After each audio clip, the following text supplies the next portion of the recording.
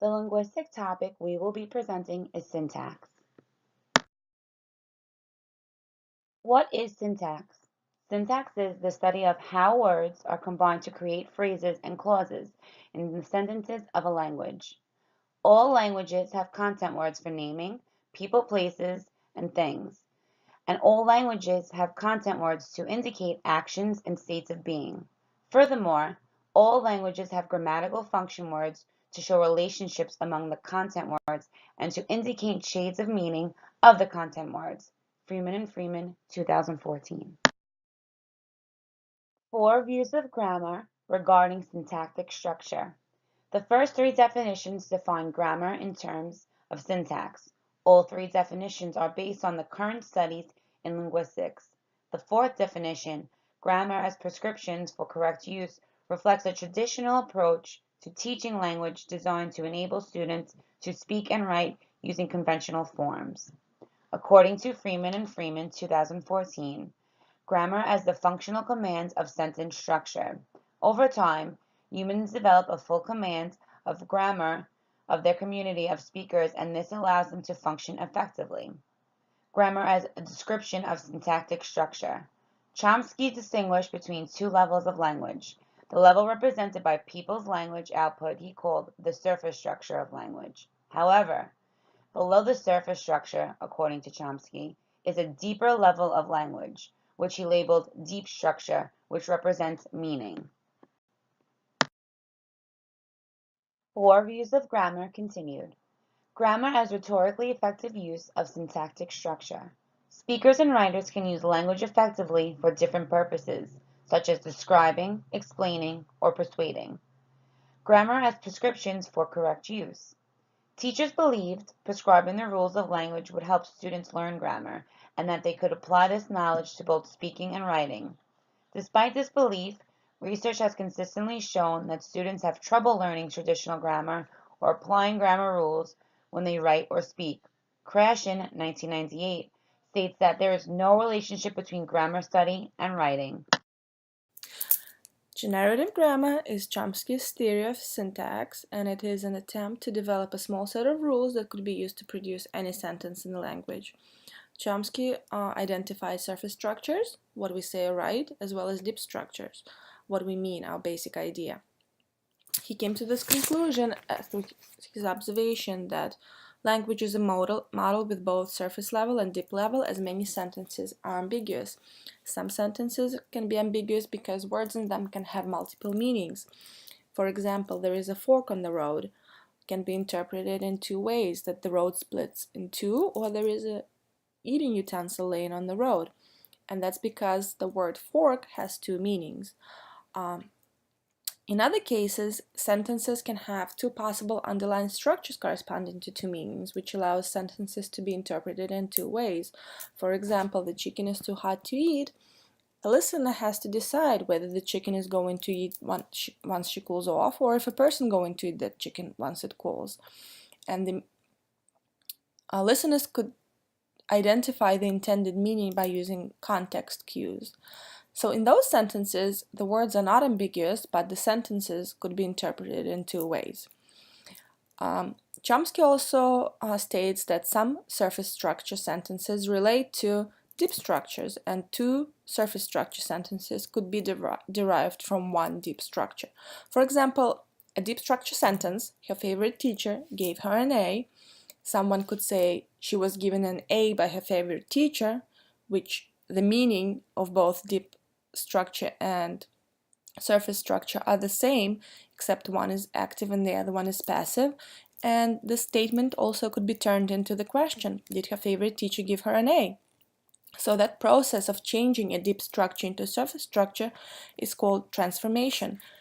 Sentences can undergo different kinds of transformation, like changing from active to passive or to a question, and it involves moving parts of the sentence or adding or deleting parts. Chomsky's theory attempts to discover a few basic deep structures and then specify how those can be changed to produce different surface structures.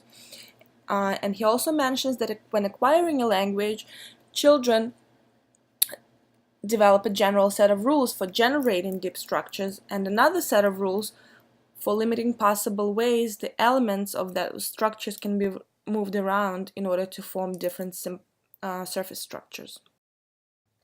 When developing theory of syntax, linguists follow 4 steps. Break the speech stream into discrete units, and the basic units are words, and syntax is the study of the order of the words in the clause. Clause is a group of words with subject and a predicate. Simple sentences have just one clause, and compound and complex sentences are a combination of clauses. In order to make sense, clauses must be put, and words in the sentence must be put in some sequence. If we look at this sentence in the bottom, the teacher has developed the creative linguistic lessons. It makes sense. If the words were in whatever order has developed teacher linguistics, the creative lessons, it would make no sense and would be considered ungrammatical. The second step is to recognize that the words in a sentence are not all the same and they all serve different functions. So the units needs to be categorized. And in order to categorize them, we use morphological evidence that can be used to identify content words. The third step in developing a theory of syntax is grouping of the words. Some of the words just seem to go together, and in the same sentence at the bottom, the teacher has developed creative linguistics lessons. So those group of words, they include noun phrases, verb phrases, adjective phrases, adverb and prepositional phrases. The teacher and creative linguistics are noun phrases. And the last step is finding dependencies among the units. Some phrases depend on one another. For example, in that sentence, the auxiliary verb form has is used because the subject, teacher, is singular. If it was teachers, then the auxiliary would be have to, in order to agree with it. That is the dependency between the subject and the verb. Reading is unquestionably a language-dependent skill. What the reader must apply in this constructive process, as we have learned from the studies of reading comprehension, is knowledge that is not encoded in the written word, knowledge of the language, of convention of its use, and of the topics treated in the text. Fillmore and Valdez, 1986.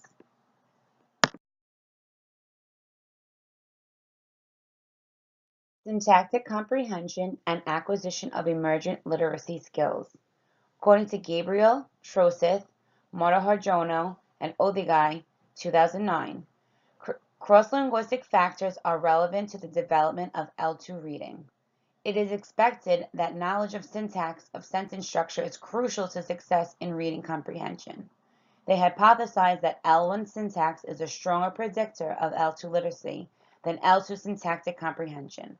As a result, there is a significant positive relationship between a strong syntactic base in L1 and performance in listening and reading comprehension in the L2.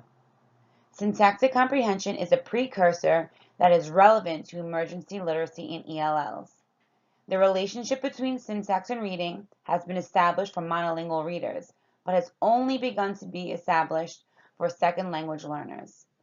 L1 phonological awareness made a unique contribution to L2 word level skills, and L1 syntactic development makes a unique contribution to text level listening comprehension in the L2.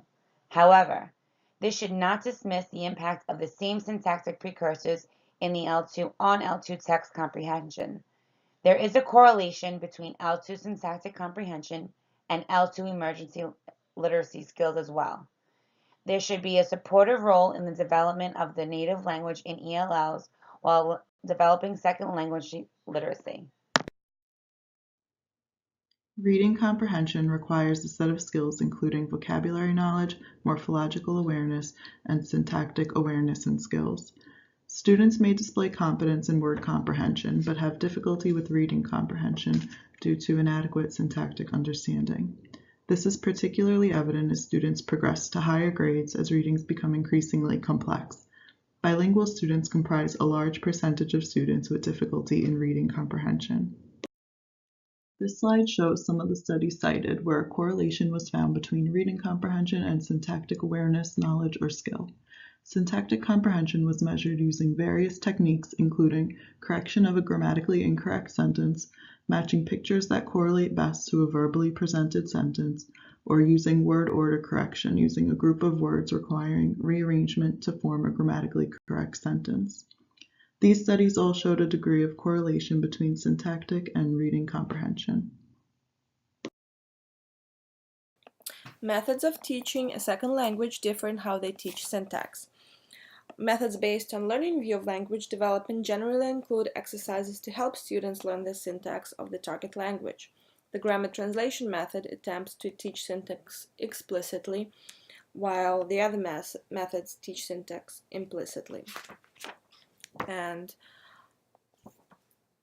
it is taught through classroom drills, exercises, and role plays designed to help students communicate using different syntactic structures and give them practice in items that are predicted to be difficult because of the differences between the two languages. Methods of second language teaching that are based on acquisition view do not teach grammar directly, and the assumption is that students will acquire the grammar of the language as they use the language to communicate. And that's the focus is on communication and on teaching content rather than grammar. The instruction on syntax is contextualized within the academic content that is being studied. In silent way, Cuisenaire rods are used, and those rods can serve as visual aids in forming sentences. Different color rods represent different parts of speech, and students use them as they make sentences. For example, a green rod could be representing adjective, and red rod could represent nouns, and students would learn to put the green before the red, and those colors are intended to help students visualize patterns in a new language. Content-based methods such as CALA and SIOP, which we learned about in 603, they include specific lessons to help students comprehend academic language. Teachers develop content objectives and language objectives. And different aspects of language, including syntax, are taught in the context of the learning through academic content.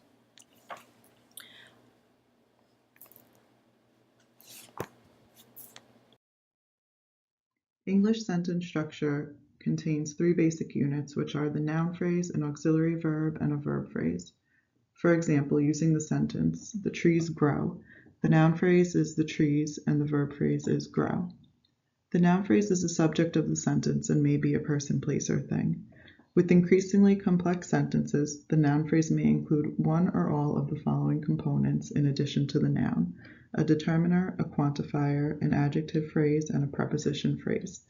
Determiners may be demonstrative, such as this, that, and those, or possessive, such as my, yours, and hers. Quantifiers relate to quantity. Some examples include some, three, and no. Adjective phrases contain a word or group of words to describe the noun. They may include an intensifier such as very or somewhat.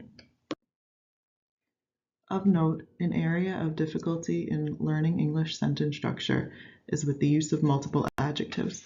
Native English speakers often have an innate ability to determine if the order of multiple adjectives sounds right.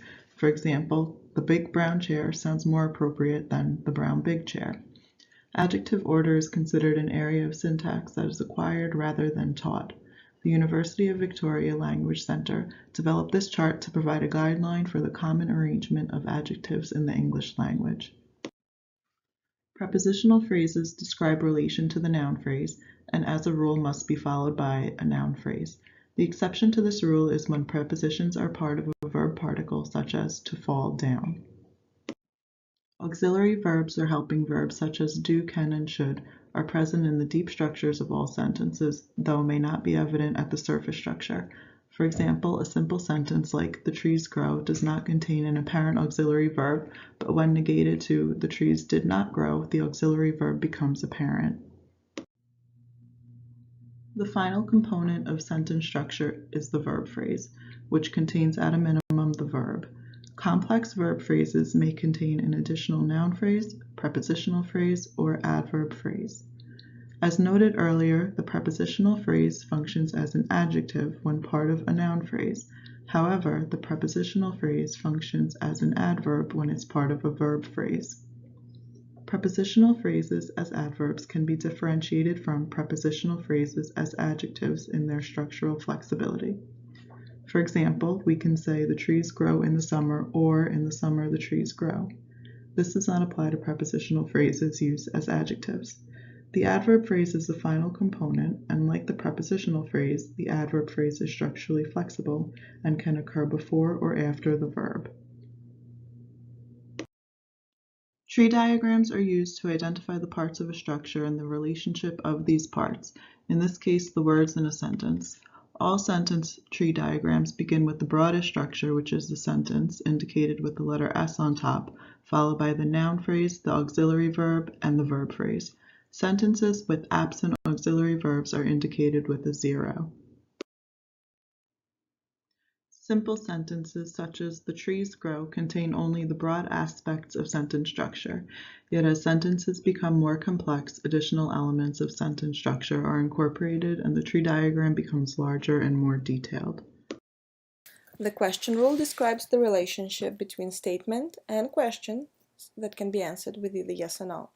And there are different ways that linguists might try to discover the universal rule for forming questions from statements.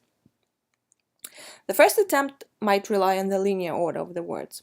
For example, in the sentence, "the teacher has developed creative linguistics lessons," if we move "has" to the front of the statement, "has the teacher developed creative linguistic lessons," we might come to the idea, in order to change a statement in a question, move third word to the front of the sentence. But in order for the rule to be adequate, it must apply to other statements. And if we look at B, "some great teachers have developed creative linguistic lessons," third word is teachers, and if it moved to the front, it still wouldn't be the question. So it appears that the word that gets moved to the front is an auxiliary verb like has or have, and not a noun. And so the rule must be restated to change a statement into the question, move the first auxiliary verb to the front of the sentence. It does work for many English sentences, however, it is still possible to find statements that cannot be turned into questions by following the rule. For example, teachers who have read this book can develop creative linguistics lessons.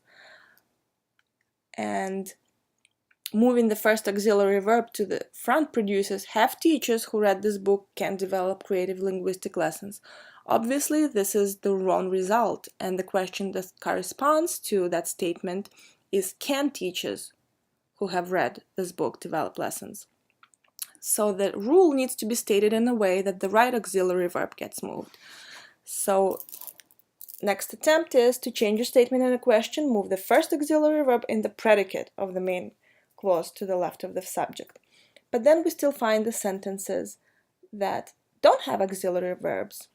For example, John developed a creative linguistics lesson. So there is no auxiliary verb, so this rule wouldn't work. So the adjustment to that second rule is to change the statement in a question, move the first auxiliary in the predicate of the main clause immediately to the left of the subject, and in case that there is no auxiliary in the sentence, supply the appropriate form of do, which is in our section. Developed, did Joanne develop a creative linguistic lesson would be the proper question. For our teaching demonstration, we will focus on the word order in indirect questions, and we'll look at how to teach indirect questions and activities associated with them. This particular lesson idea was inspired by Oxford Online English website. It is adapted for transitioning third grade ESOL learners, and it is expected that by that point in time, students already have some practice with making questions. Many ELLs make mistakes when they try to form questions. This usually refers to word order in sentences. And it happens because English language has different types of questions and they all follow different rules. By the time we get to working with indirect questions, students already have some experience working with direct questions, and we will continue building on their previous knowledge. In the following example, what do you know about making questions? We have the word what, that is the question word. Then we have do, which is the auxiliary verb. Finally, we have the word you, that is a subject. And in the end, we have know, which is the main verb. Auxiliary verb is a helper verb, and then we have the main verb. According to QASV rule, words in a direct question follow a specific word order. QASV rule is only one of the ways to teach students the correct word order of English questions.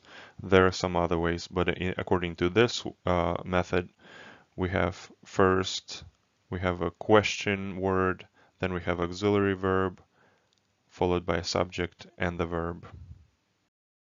If we look at some examples with our students from the perspective of the QASV rule, they will notice that they do follow the QASV order.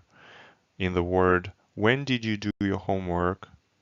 We have when, which is the question word, did is the auxiliary verb, you is the subject, and do is the main verb. Here's another example. What are you doing? And it's a simple question, right? What is the question word, are is the auxiliary verb, you is the subject, and doing is the main verb. Next, we can invite our students to make some observations. In the example on the bottom of the slide, you can see, can you tell me how I can find my teacher? We ask our students, does this sentence follow QASV rule? And what is different about this sentence? Can you tell me how I can find my teacher? So what is the difference between a regular, which is a QASV question, and an indirect question? All indirect questions are made with a question phrase. So in the previous example, the sentence started with the question phrase. For example, could you tell me? More importantly, the second part of the sentence, which is found after the question phrase, does not follow the question word order. In this sentence, can you let me know what time we are meeting? Can you let me know will be the question phrase, and then what time we are meeting is the rest of the sentence, and it follows the regular word order. Now let's ask our students to compare these two questions. Where are you from? And could you tell me where you're from? In these two questions, hopefully they will notice the word order of are you in the direct question and you are in the indirect question. Now ask them, what else do you notice about indirect questions? When do we use indirect questions?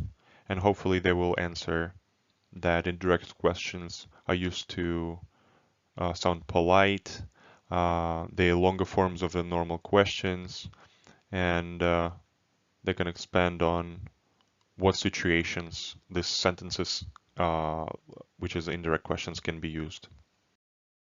So in our first activity, we have students to complete the indirect question using the correct structure. And these are the examples that could be used on a worksheet. The first question is a direct question. Where is the station? And they given the question phrase.